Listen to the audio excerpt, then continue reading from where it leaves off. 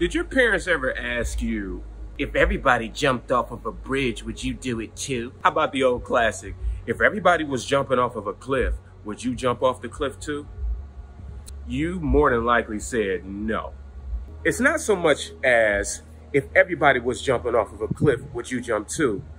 The more important question is, if everybody was jumping off of a cliff, would you try to stop them? I want to talk about an interesting concept that I think a lot of people overlook. You see, one of the things that I have learned about us as people is that we are not as involved as one may think, right? What is this? The world will move aside if you know where it is that you want to go. But here's the thing.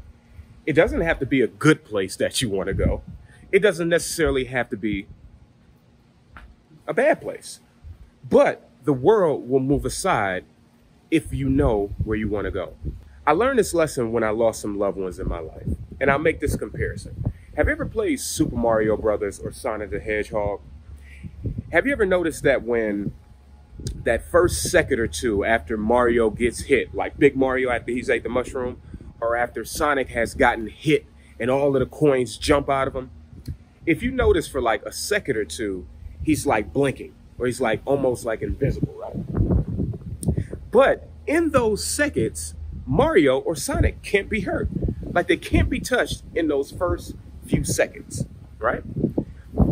This is what I have learned about life and grief, especially when you know what your purpose is. In those seconds when you know what your purpose is, it's like those seconds after Sonic is hit. You're untouchable, or at least you feel that way. You see, the world isn't going to get in the way of you doing what it is that you want to do. The world is not going to interfere with you doing what you want to do. Now, they might offer an opinion. They might give you a suggestion on a path that you should take. However, they're not going to stand in the way of that purpose. Good morning. They're not going to stand in the way of that purpose. They might give a suggestion. They might even, they might attempt to stop you. But the majority of the world will let you do what it is that you want to do. They'll even watch you. They'll watch you fly, or they'll watch you fail. So this is important because when you have such odds with you or against you, it's even more important to recognize what type of people that you surround yourself with.